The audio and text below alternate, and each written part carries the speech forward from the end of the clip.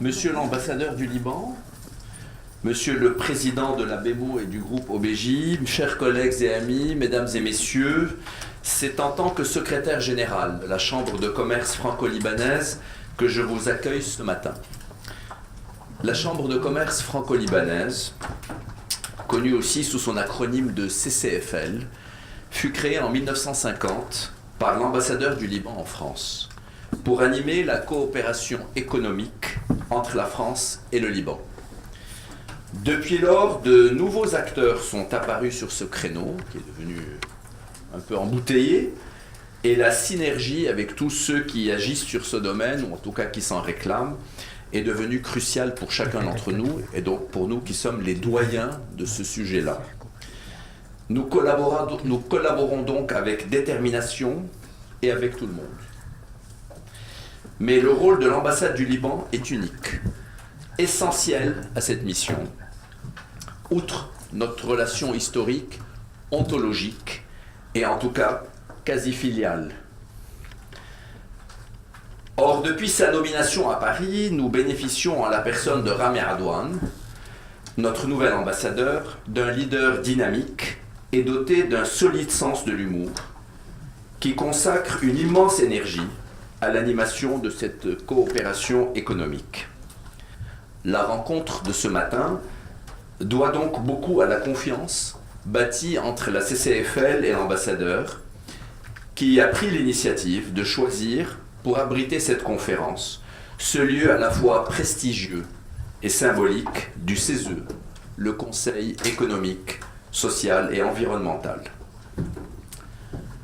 Cette conférence résulte de la volonté du président de la BEMO de faire connaître du plus grand nombre le CHO, le certificat hypothécaire OBJ, qui a fait l'objet de sa thèse de doctorat soutenue en 2008 à l'Université de Lyon sous le titre « Le certificat hypothécaire, une solution pour les pays émergents ». Riyad Orbeji est né à Alep en 1958. Élevé à Beyrouth au collège Notre-Dame de Jamour, trilingue, il a fait ses études supérieures à Paris, à Cambridge, Massachusetts, et finalement à Lyon. Riyad est donc un exemple accompli de nos élites proche-orientales. Comme eux, il a choisi de développer l'entreprise familiale, en l'occurrence la banque BEMO, et plus encore, vous pourrez le lire dans le CV que vous avez sous les yeux, en la confrontant aux meilleurs standards professionnels internationaux. Le Liban, en effet, a besoin de dirigeants économiques et financiers qui complètent harmonieusement leur engagement familial par une formation d'excellence et une expérience challengeante en Occident. Et pour ceci, la France est une candidate naturelle au triple confluent des meilleures pratiques, d'une tradition éducative exceptionnelle et d'une compatibilité culturelle unique, une compatibilité culturelle unique. Avant de céder la parole à Riyad Robeji, son Excellence, Monsieur l'ambassadeur Rami Radouane, que je remercie à nouveau, va nous exposer son projet et ses engagements. Monsieur l'ambassadeur, c'est à vous. Monsieur le Président, Monsieur Riyad Robeji, Monsieur le Secrétaire Général de la Chambre de Commerce franco-libanaise, Monsieur Falid Al-Atenji, Mesdames et Messieurs, avant toute chose, à toutes les dames présentes aujourd'hui avec nous, je vous souhaite une excellente journée. Tous les jours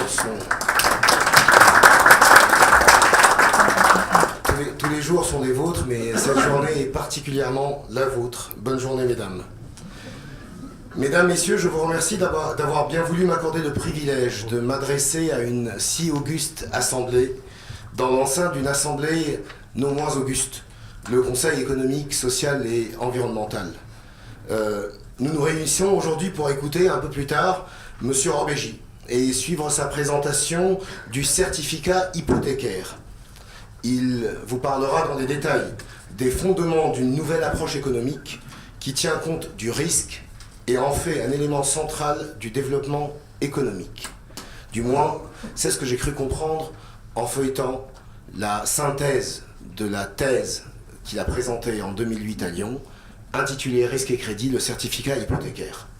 Et je commencerai par juste vous dire, Monsieur le Président, que en parcourant, en lisant, je suis tombé sur des graphiques qui m'ont rappelé mes années universitaires, où voyant des graphiques, je me mettais à dessiner. Donc une courbe finissait en visage, un visage finissait en deux visages qui se parlaient. Et puis très vite, je me suis souvenu de ce que mes profs avaient dit. Tu n'es fait ni pour les maths, ni pour le dessin. Et donc aujourd'hui, je ne vais pas, moi, vous parler des détails du certificat hypothécaire. Je vais non plus ne pas vous parler de dessin. Je vais vous parler un peu de risque. Et le risque, parlons-en. Le risque, M. Robeji n'en a pris aucun.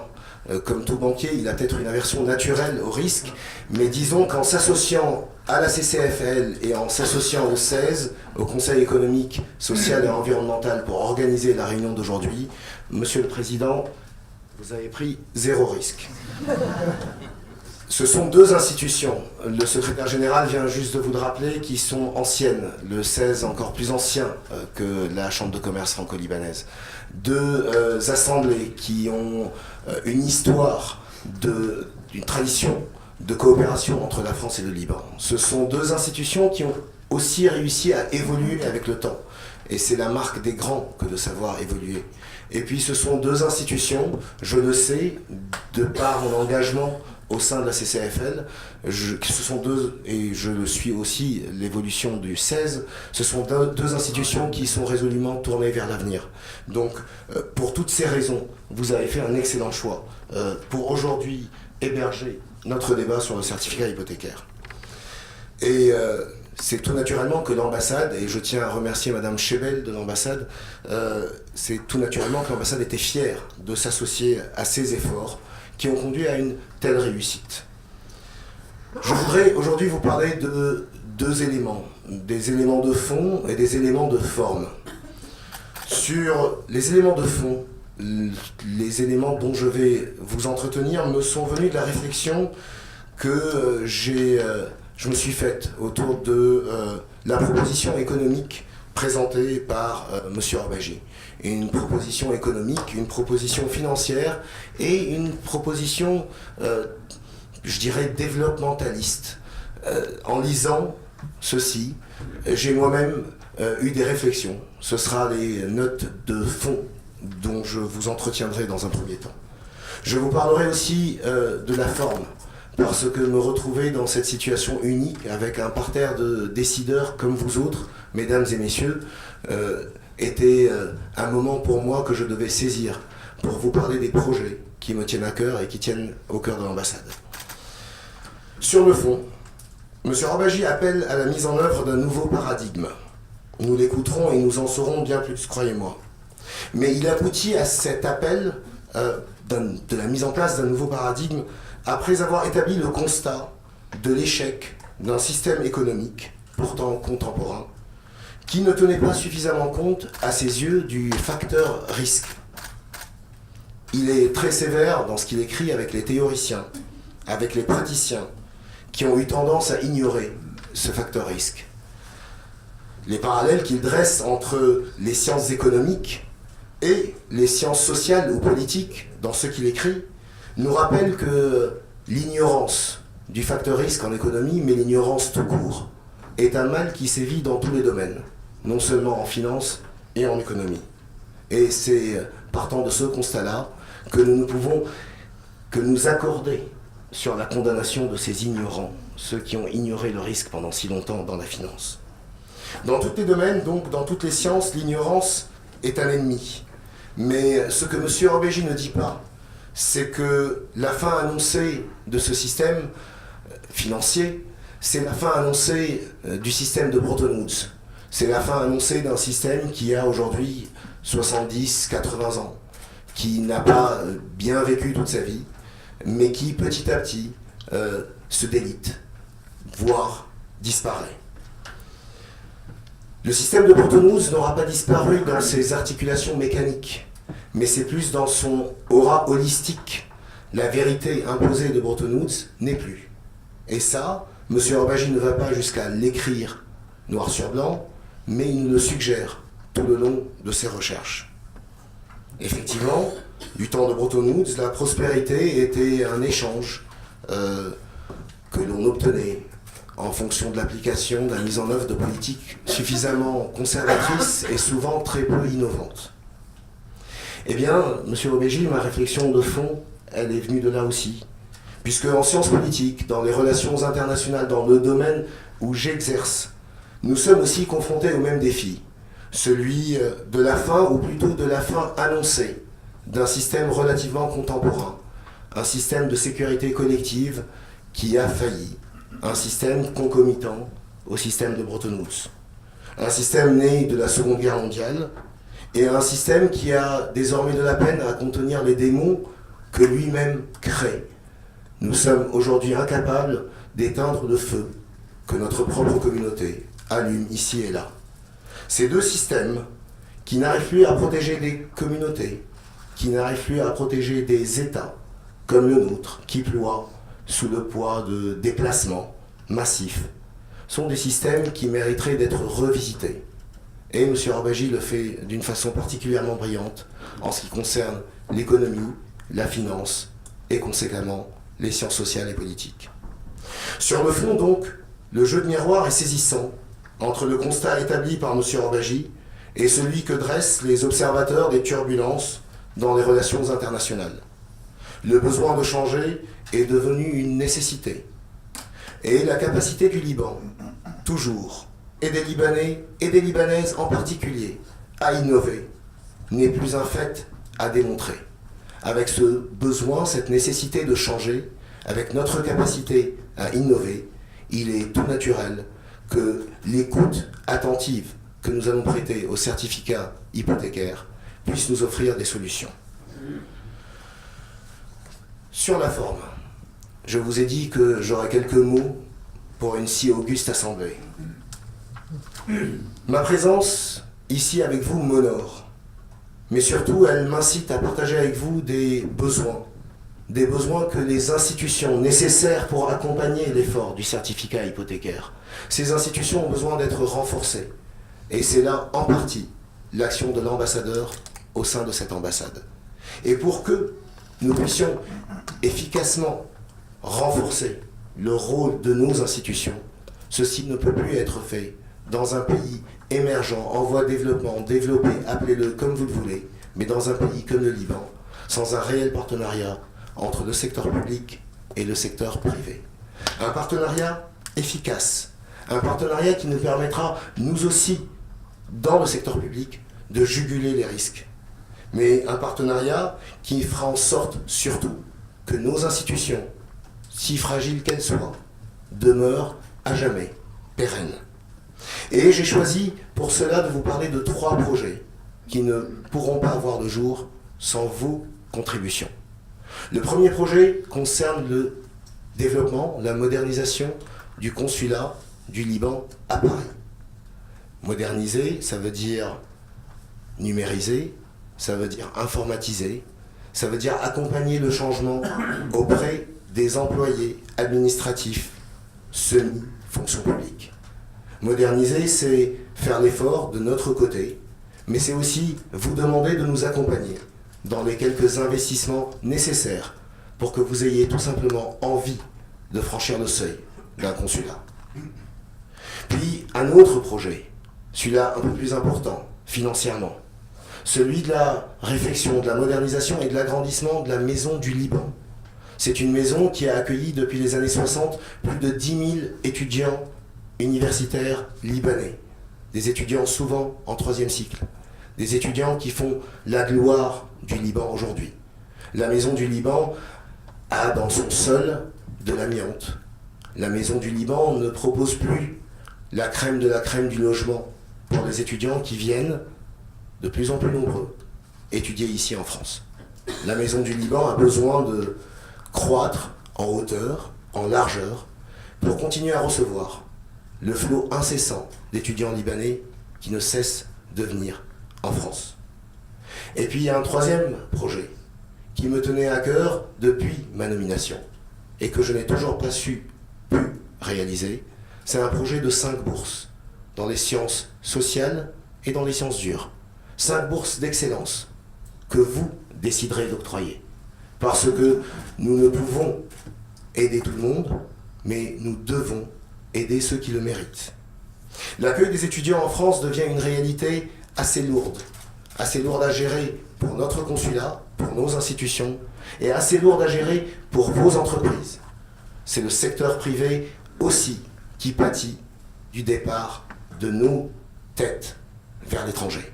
L'accueil des étudiants en France est un devoir pour nous comme pour vous, pour que ces étudiants, une fois diplômés, puissent accompagner vos efforts au Liban, du Liban ou depuis la France, pour que ensemble, nous puissions faire en sorte que les fonds hypothécaires deviennent une réalité pour ces gens-là et que les fonds hypothécaires ne restent pas pour des gens dans le besoin, synonymes à des chimères lointaines. Merci beaucoup pour votre attention.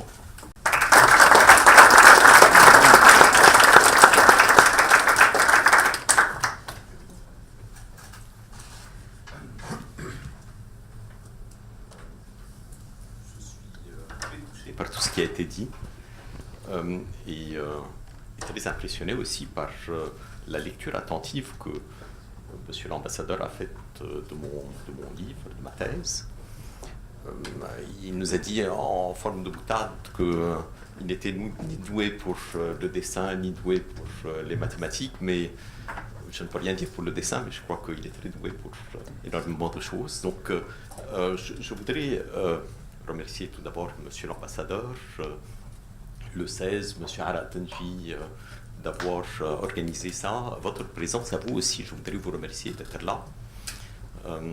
Et je suis aussi impressionné par le fait qu'il y a dans cette assemblée en fait des compétences très très diverses. Il y a du spécialiste de Platon au spécialiste du luxe, il y a des financiers, il y a de tout.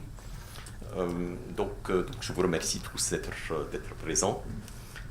Et je vais vous parler de cette idée que j'ai eue tout à fait par hasard. Il y a presque 20 ans maintenant, que j'ai appelé certificat hypothécaire, et puis j'ai ajouté un petit O, mais je vous dirai pourquoi.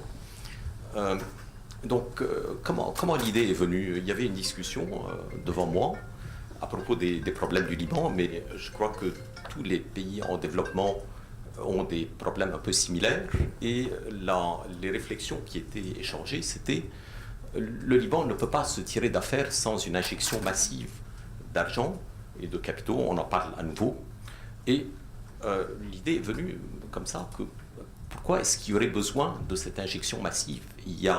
Le capital est abondant, il suffit, il est sous nos pieds, c'est le capital immobilier. Le capital immobilier dans n'importe quel pays au monde, il représente entre 10 et 20 fois le PIB. Moins le pays est développé, plus le ratio est élevé. Pourquoi? Parce que dans un pays développé, lorsque quelqu'un fait une épargne, il peut la mettre dans beaucoup de choses.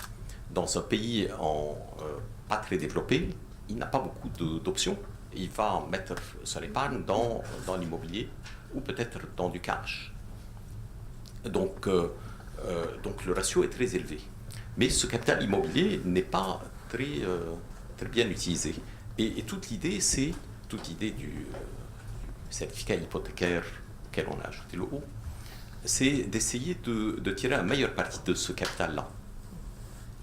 Donc, je suis un banquier. À quoi je pense quand quelqu'un me dit j'ai un capital? Je me dis, s'il a un capital, eh bien, il a plusieurs possibilités. Si c'est un capital immobilier, il peut hypothéquer son bien, emprunter de l'argent et investir cet argent-là dans son projet. Donc, son capital lui a permis de faire son projet. Donc, son capital est devenu un peu plus rentable parce qu'il lui a permis de faire son projet. Son projet lui ayant rapporté quelque chose, son capital est devenu productif. Mais la plupart des gens n'ont pas un projet. Donc, qu'est-ce qu'ils pourraient faire aussi? Ils pourraient également trouver quelqu'un qui a un projet et hypothéquer leur bien pour que l'autre personne puisse emprunter. Et donc, leur capital est devenu aussi plus productif, même si jamais il est productif grâce à quelqu'un d'autre. Et c'est tout ce qu'on peut faire. Et la plupart des gens ne vont pas prendre le risque sur leur capital avec un projet qui n'est pas le leur, dont qu'ils ne maîtrisent pas très bien. Donc, quand vous regardez qu'est-ce qu'il y a comme bien hypothéqué par rapport au patrimoine global, vous trouvez, alors au Liban, je sais, ce n'est même pas 5% qui est hypothéqué et donc qui est productif moins de 5%. Donc je suis banquier, je fais une analogie avec le capital financier. Vous avez de l'argent. Qu'est-ce que vous pouvez faire? Vous pouvez investir cet argent dans un projet à vous. Vous pouvez aussi le mettre dans le projet de quelqu'un d'autre. Et puis vous avez une troisième option, c'est de mettre cet argent à la banque. Parce que fait typiquement une banque? Une banque, elle emprunte de gens qui ont de l'argent mais pas de projet, et elle le prête à des gens qui ont des projets mais pas d'argent. C'est ça le travail d'une banque. Alors on vous raconte plein de choses, mais finalement c'est ça. On emprunte et on prête. Donc, vous avez un capital immobilier. Vous aimeriez bien trouver quelqu'un en qui vous avez confiance, à qui vous allez donner la possibilité d'emprunter. Vous ne voulez pas prendre trop de risques. Eh bien, il y a votre banque. Votre banque, elle emprunte tout le temps. C'est parce qu'elle peut emprunter qu'elle peut prêter. Donc, de même que vous mettez votre argent à la banque, eh bien, faites une sorte de dépôt d'hypothèque à la banque pour que la banque emprunte et votre risque sera le risque de la banque. Alors, ça paraît une idée un peu révolutionnaire, mais dans mes lectures, en fait, le Christ dit exactement la même chose. Vous connaissez la parabole des talents. La plupart d'entre vous connaissent la parabole des talents, je vais vous la dire en quelques mots. Donc, un maître qui se prépare à voyager trouve 3 de ses serviteurs, il donne au premier 10 talents, au deuxième 5 talents, au troisième il donne 1 talent, il s'en va, il leur dit bon, faites ce que vous avez à faire. Il revient, celui qui a reçu les 10 talents, il les a exploités. Alors il lui dit, maître, tu m'as donné 10, voilà 20. Celui qui a reçu 5, il lui dit, tu m'as donné 5, voilà 10. Et celui qui a reçu 1, il dit, j'ai eu peur. J'ai enterré le talent. Voilà, tu m'as donné un talent, voilà le talent. Et il le renvoie, le maître, évidemment. Et en le renvoyant, il lui dit, tu aurais pu au moins, et ça vous montre que les banques, c'est très ancien, tu aurais pu au moins le prêter à un banquier, au moins ça m'aurait rapporté des intérêts. Donc, là, nous avons tous un capital immobilier. Eh bien, au lieu de l'enterrer, de le laisser dormir, prêtons-le à un banquier.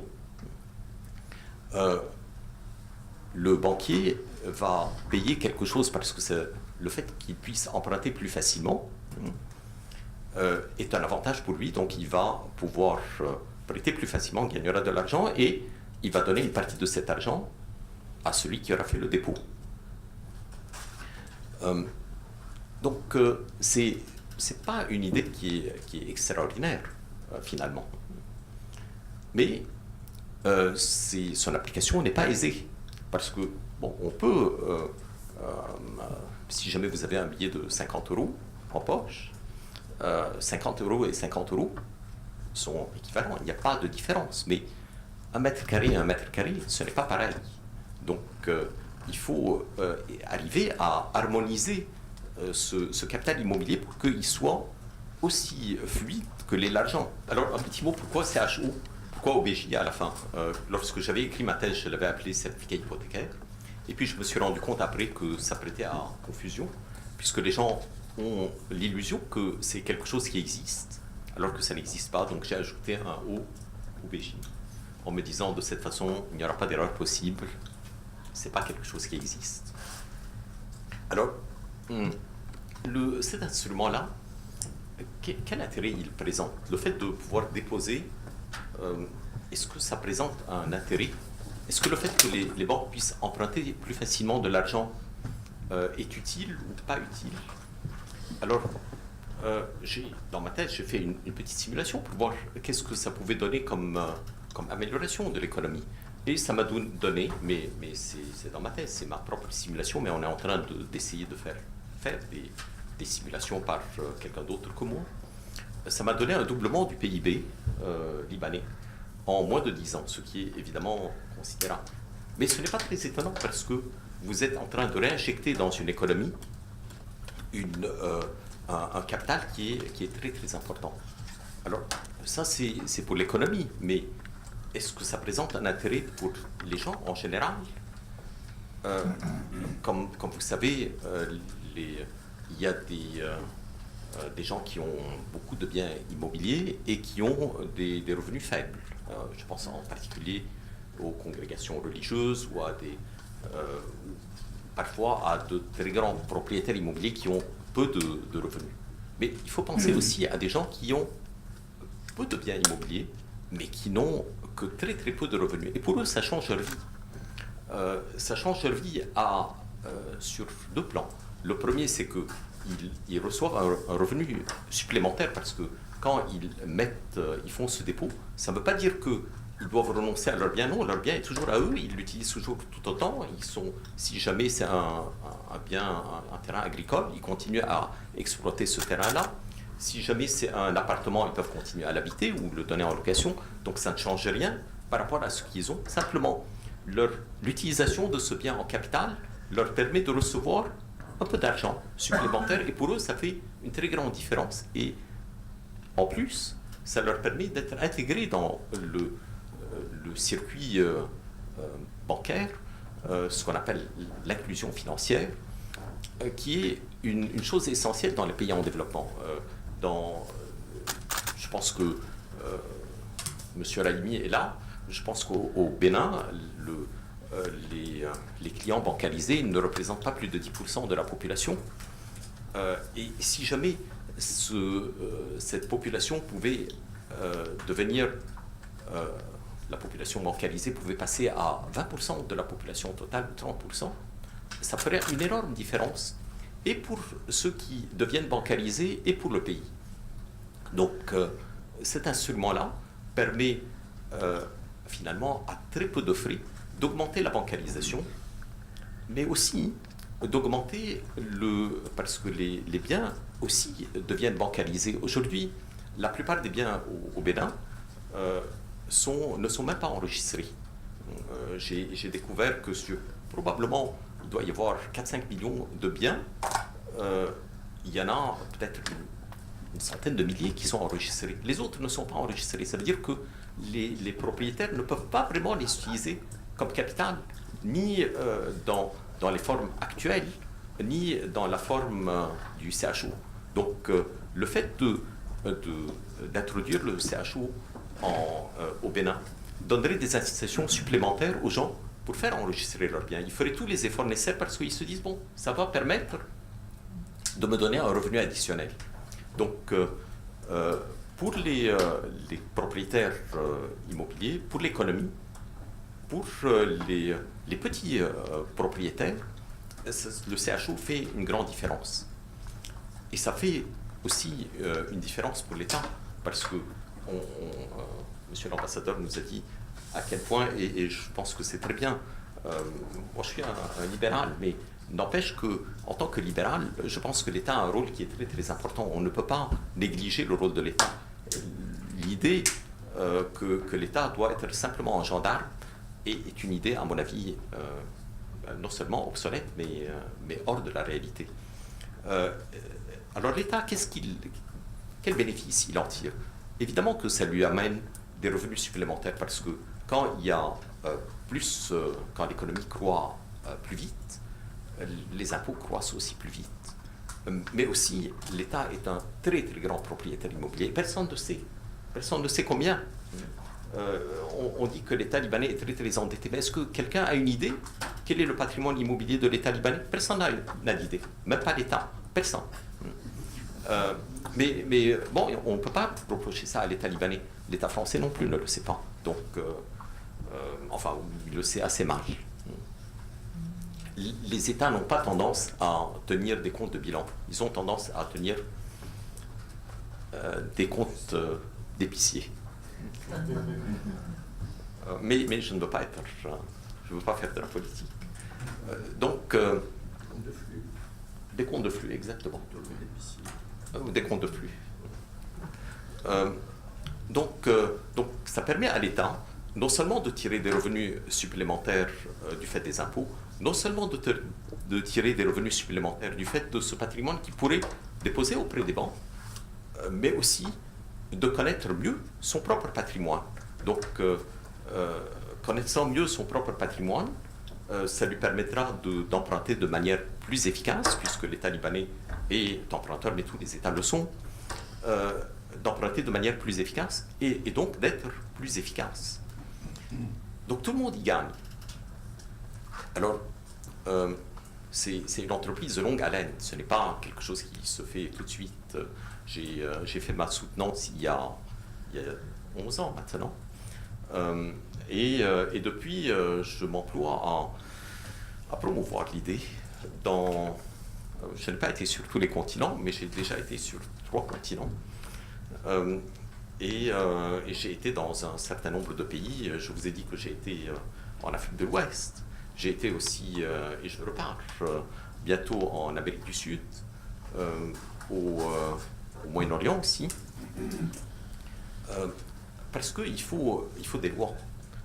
On peut évidemment déposer de l'argent à la banque, mais est-ce qu'on peut déposer une garantie à la banque? Non, ça n'existe pas. Personne, aucune banque. Vous allez à une banque et vous dites, moi j'ai envie de déposer une garantie. La banque va vous dire, non, on ne fait pas ça. Donc il faut une loi pour permettre qu'on dépose une garantie hypothécaire à la banque. Il faut une loi pour que cette garantie hypothécaire ne soit pas comme les garanties traditionnelles, parce que quand vous déposez de l'argent à la banque, vous déposez pour 3 mois. Et puis, au bout de 3 mois, vous retirez votre argent.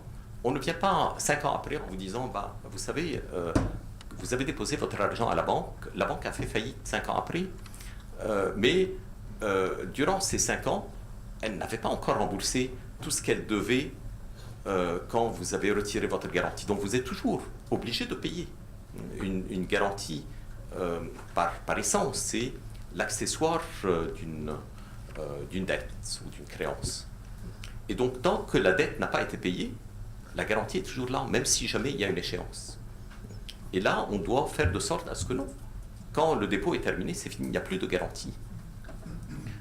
On a imaginé aussi une autre sécurité pour le déposant, parce que c'est quelque chose qui n'est pas connu. Donc, il ne faudrait pas que les déposants soient un peu handicapés.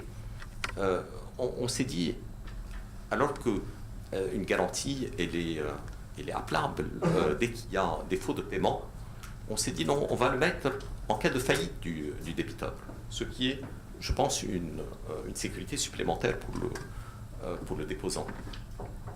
Et donc on a préparé des projets de loi qui tiennent compte de ces choses-là et quelques autres également. Proposition plutôt que projet qui est actuellement au Parlement. Il y en a une qui est au Liban et une qui est au Paraguay. Dans les deux, alors au Paraguay c'est au Sénat, au Liban c'est le Parlement, on n'a qu'un Parlement. Et c'est en train d'être étudié là-bas. Il y aura sans doute un certain nombre de changements parce qu'il n'y a pas quelque chose qui est parfait du premier jour. Et même si jamais la loi passe, moi je n'ai aucun doute que cette loi sera modifiée par la suite. Mais je pense que immanquablement, peut-être pas par mois, peut-être pas dans les 5 prochaines années, mais immanquablement, on trouvera le moyen de mobiliser ce capital qui est là, qui est entre nos mains et dont on ne fait pas un usage suffisant. Donc moi je suis quelqu'un de très optimiste. Je suis certain que cet instrument-là, qu'il porte le nom CHO ou un autre, existera dans les 10-20 ans. Maintenant, je voudrais quand même dire quelque chose à propos de la France. C'est un instrument qui est au départ pour des pays en développement, parce que dans les pays en développement, la liquidité est beaucoup plus coûteuse que dans les pays développés. Quand vous déposez de l'argent au Liban, aujourd'hui, si ça intéresse quelqu'un, vous pouvez toucher facilement du 6-7% en dollars. Assez facilement. Voire plus, il n'y a pas longtemps. En Europe, vous déposez des euros. Si la banque ne vous fait pas payer de l'argent, vous avez de la chance. Donc la liquidité a un prix plus élevé dans les pays en développement que dans les pays développés. Mais est-ce que ça peut présenter un intérêt pour un pays développé, cet instrument-là? Alors, tout à l'heure, je vous disais que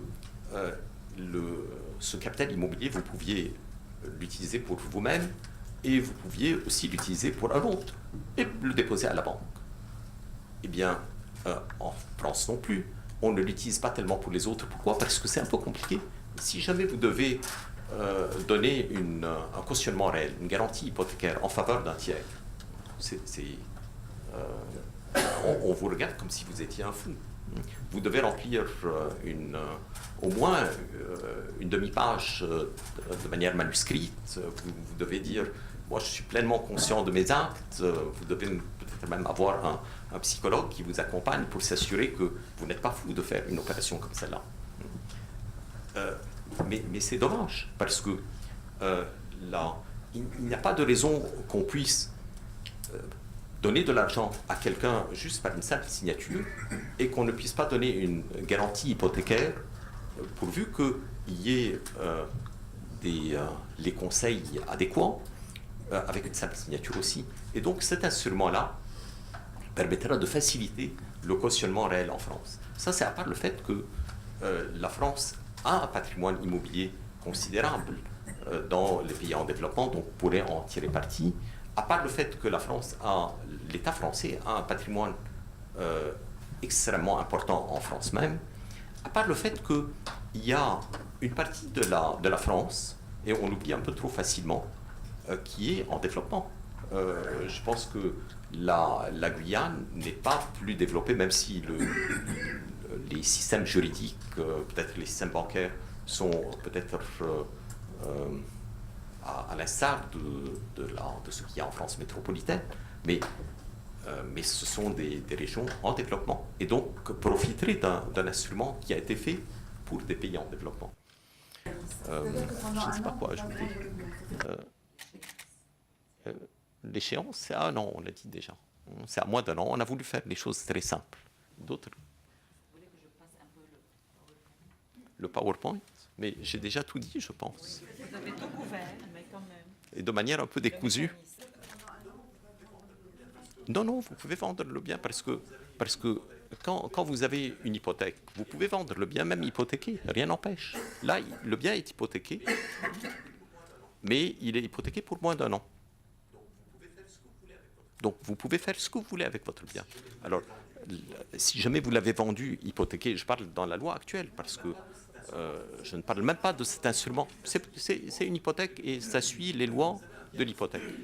Vous avez un bien qui est hypothéqué, vous le vendez. L'hypothèque suit le bien. Ça veut dire que ou vous allez le vendre un peu moins cher, parce que l'acheteur sait que finalement ce sera à lui de payer pour libérer le bien, soit vous attendez l'échéance, mais bon, rien n'empêche. Est-ce que le risque majeur, c'est soit victime de son succès, c'est-à-dire un grand succès, et puis pas suffisamment de projets qui suivent et qui pourraient un peu fragiliser le système? C'est une bonne question. C'est quel sera le succès? Parce que je disais tout à l'heure que le patrimoine immobilier représente en valeur à peu près dans un pays en développement 20 fois le PIB. Mais est-ce que franchement il y a une possibilité quelconque que ce capital colossal soit absorbé par une économie? Non, il faudra beaucoup de temps. Et donc le risque effectivement c'est que les propriétaires immobiliers se précipitent dans leur banque et disent on veut déposer, et la banque dit ben, je n'en ai pas l'usage. Donc oui, il y a ce risque-là. Ce n'est pas d'être victime de son succès, mais de créer des frustrations. Et donc, personnellement, je pense que ça devrait être fait par étapes. Et si jamais j'étais le législateur, ce que je ferais, ou la Banque centrale, ce que je ferais, c'est que je commencerais d'abord par les régions les plus pauvres. Donc ça, c'est un risque important, oui. Il y a d'autres risques, mais je vais laisser d'autres poser des questions. Oui. Monsieur Aubergy, quand vous dites « j'apporte mon bien immobilier à la banque », est-ce que je cherche un titre de propriété ou j'hypothèque le bien en faveur de la banque? Hypothéquer veut dire donc payer des frais. Est-ce que donc c'est en commune mesure avec la commission que je vais toucher de la banque au bout d'un certain temps?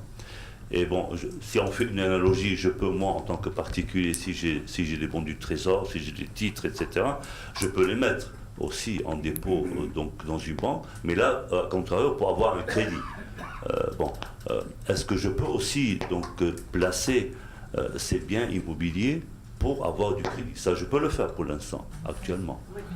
D'un autre côté, vis-à-vis des banques, quand vous dites qu'une banque va donc... va développer sa liquidité à partir donc de, je dirais, d'un portefeuille de biens immobiliers qu'elle va avoir de plusieurs particuliers ou de plusieurs institutions, etc. Comment elle va, je dirais, cette banque-là, développer une liquidité pour pouvoir prêter de l'argent par ailleurs? Est-ce que ces biens immobiliers, elle va les déposer auprès de la Banque centrale, qui, elle, va lui donner des lignes de crédit, etc. Comment ça va se faire pratiquement? C'est ça, voilà les deux volets, si vous voulez, que j'essaie de comprendre. Il n'y a pas que deux volets, il y a plusieurs questions. Il y a plusieurs. Je vais essayer de répondre à toutes les questions. Alors, la première question, qu'est-ce qu'on dépose exactement à la banque?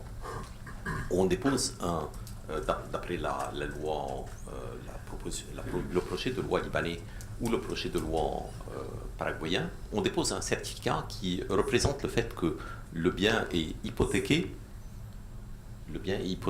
en faveur de tous les créanciers de la banque. Et la banque a la possibilité de donner une préférence à certains de ses créanciers. C'est ce que le projet de loi précise. Donc, ce qui est enregistré au greffe des hypothèques, c'est il y a une hypothèque qui a été faite sur tel bien par M. Santi, déposée auprès de telle banque en faveur de tous les créanciers de la banque. Il y a une hypothèque, oui. Alors, au sujet des frais. Au sujet des frais. Effectivement, au Liban, il y a des frais d'hypothèque qui sont de l'ordre de 1 à 1,5% pour la mise sous hypothèque, et puis la main levée coûte encore 0,5%. Et dans le projet de loi, on a précisé qu'il n'y avait pas de droit à payer. Donc il n'y aura pas de droit. Moi, je pense que en général, ces droits sur les hypothèques, c'est une très mauvaise chose. En France, ils ont réfléchi à la question et ils se sont dit, bon, lorsque c'est une hypothèque qui est faite pour une première ou une acquisition, à ce moment-là, il n'y a pas de droit. C'est un droit fixe. C'est les droits qui sont, qu'on appelle pour un privilège de prêteur de deniers. C'est quelques centaines d'euros. Ce n'est pas 1%. Mais c'est évident que si jamais, chaque fois que vous déposez de l'argent à la banque, l'État va venir faire payer un impôt qui sera supérieur aux intérêts de plusieurs années, personne ne va déposer de l'argent dans les banques et les banques ne travailleront pas. Donc oui, c'est évident qu'il faut enlever les droits d'enregistrement des hypothèques si jamais on veut que ça existe. Et on a expliqué, on va continuer à expliquer que finalement l'État n'y perd rien parce qu'il n'y a pas une hypothèque qui a moins d'un an. Il n'y en a pas une seule. Donc l'État n'y perd rien. Si jamais la personne, alors vous avez posé aussi la question, est-ce que je peux utiliser ça pour emprunter moi-même? Je pense que ça va être une difficulté et les ministères des Finances vont dire non, parce que là, vous êtes en train de fuir l'impôt, le droit d'enregistrement, donc il ne sera probablement pas possible de le faire pour ça. Qu'est-ce que vous aviez comme question aussi? D'où la banque va emprunter? Je vous avais dit que la banque avait la capacité de mettre une préférence. Elle va emprunter essentiellement du marché interbancaire. Et vous savez que les marchés interbancaires dans les pays en développement ne sont pas du tout développés. C'est vrai que ça, ce n'est pas une garantie parfaite. Monsieur l'ambassadeur disait que en tant que banquier, je n'aime pas prendre des risques, mais les banques vivent dans le risque, les banquiers vivent dans le risque. Donc, avoir un peu moins de risques, c'est bien. Ne pas en avoir du tout, c'est probablement pas bien si on veut être banquier. Donc c'est pour l'interbancaire? C'est principalement pour l'interbancaire. Pour la Banque centrale? La banque centrale, oui, elle pourrait prendre ça. Oui. Donc ça pourrait être aussi une institution étrangère, une institution financière étrangère. Ça pourrait être, par exemple, l'AFC.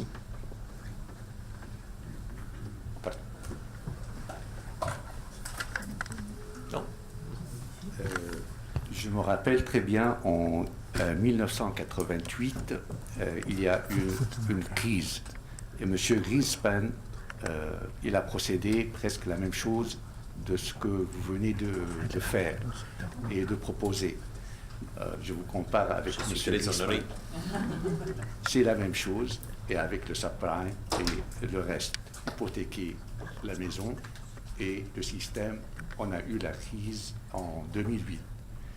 Maintenant, on est en survie. Est-ce que si on continue avec le même système et presque les mêmes idées, copiées mais remodelées, est-ce qu'on va arriver à une catastrophe? Est-ce que, comme si, par exemple, il y a une guerre mondiale, une quatrième, ça sera avec la pierre et les bâtons, ça sera la même chose? La troisième. La troisième, c'était... Moi, je saute la troisième. La quatrième, ça sera avec des pierres et des bâtons. Parce qu'il ne reste plus rien. Donc, si jamais, avec ce système, on continue, on hypothèque, il y a une crise, on n'est pas solvable, et tout chute, est-ce qu'on devient à zéro et tout repart? Donc, on contribue à un système qui n'est pas, vous et moi et nous tous, à un système qui n'est pas sain. Et vous encouragez aussi des idées. On va hypothéquer pour avoir un peu d'argent, et si ça ne marche pas... Alors, tout d'abord, la question des subprimes. Beaucoup de gens m'ont dit, est-ce que ce n'est pas du subprime? En fait, c'est juste l'inverse, parce que le subprime, c'est quoi?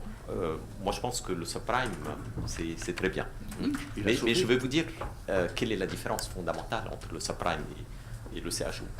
Dans le subprime, les banques cherchant de nouvelles opportunités de bénéfices, et c'est normal, se sont dit, bon, il y a les gens pauvres à qui on ne prête pas de l'argent. Eh bien, on va leur prêter de l'argent, pourquoi pas? Et l'un dans l'autre, sur 100 clients pas très bons à qui on a prêté, il y en a peut-être 5% qui ne rembourseront pas. Alors que si jamais on avait prêté qu'aux riches, il y a très peu qui ne vont pas rembourser. Donc, on va prêter à des pauvres. On va prendre des marges plus importantes. Statistiquement, il y en a donc un certain nombre qui ne vont pas payer. On a des biens immobiliers. C'est vrai que ces biens immobiliers ne se vendront pas parfaitement, mais avec notre calcul, eh bien, on va s'y retrouver. Et puis la crise est arrivée. Et le problème de cette crise des subprimes, c'est que toutes les banques étaient comme des clones. C'est-à-dire, elles ont les mêmes systèmes, toutes.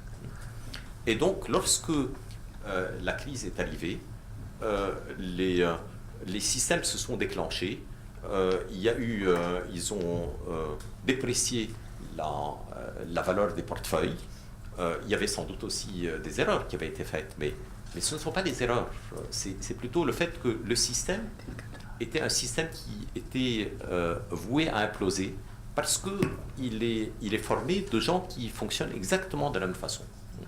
Il faut de la diversité dans la vie. Si jamais il n'y a pas de diversité, ça ne marche pas. Si jamais vous plantez une forêt entière avec des clones, vous avez une belle forêt, mais si jamais il y a une petite maladie qui arrive sur cette forêt, il n'y a plus de forêt du tout. Tous les arbres meurent en même temps. Et l'avantage des banques dans les pays en développement, qui n'ont pas été touchés par la crise des subprimes, on se dit pourquoi? C'est parce qu'elles sont toutes différentes. Chacune a ses propres systèmes. Toutes imaginent être plus intelligentes que les autres. En Europe et aux États-Unis, toutes pensent être identiques et n'ont pas besoin d'être différentes. Donc, la crise des subprimes, c'était essentiellement ça. C'est le fait qu'il y a une épidémie qui a touché des institutions qui étaient absolument identiques. Mais cet instrument-là est précisément l'inverse, parce que quand vous mettez votre dépôt à la banque, vous n'êtes pas en train de prêter à des gens pauvres, vous prêtez au meilleur risque. Normalement, je réitère mes remerciements. Eliane n'était pas là quand l'ambassadeur l'a remercié. Voilà. Moi, de mon côté, je remercie ma propre équipe chez Renault, qui a contribué à imprimer un certain nombre de choses qui sont derrière, là, effectivement, Pascal et Gilda. Et puis, je vous maintenant. Merci à tout le monde, à bientôt.